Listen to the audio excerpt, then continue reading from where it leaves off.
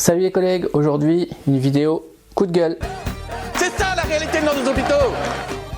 Bon, c'est pas nouveau, dans plein de services, vous trouvez des affichages vous ordonnant de ne jamais, absolument jamais, ah non, faut pas, ne jamais toucher à la nourriture des patients. C'est interdit, mais devant un déficit du budget de plus en plus important, eh bien, le message est de plus en plus menaçant. Ça commence à faire peur. En effet, vous devriez bientôt voir apparaître dans vos services ce petit mot là, qui paraît plutôt anodin vu de loin. Vu de loin, hein, parce que si vous approchez un petit peu, vous y lirez que le budget de 4 millions d'euros alloué à la restauration est minoré par des dysfonctionnements.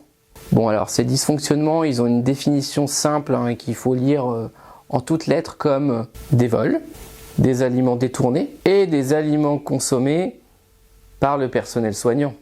Tout cela au détriment du patient. Et contribue à l'aggravation des états de dénutrition. Bon, pour résumer, si on n'a pas compris, le personnel soignant qui volerait cette nourriture serait clairement un criminel. Déjà, loin de nous l'idée d'encourager la consommation de la nourriture de l'hôpital.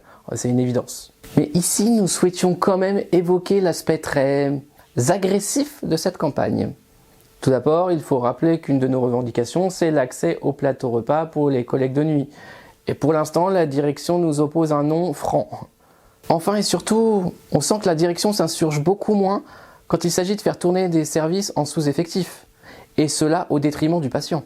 La direction s'insurge beaucoup moins quand il s'agit d'affecter des collègues dans des services non formés, non encadrés, tout cela au détriment du patient.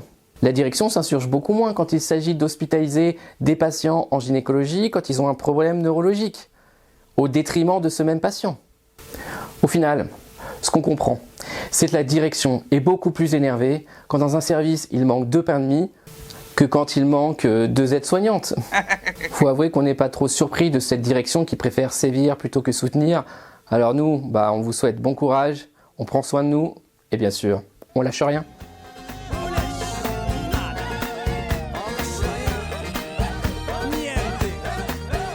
C'est ça la réalité de nos hôpitaux.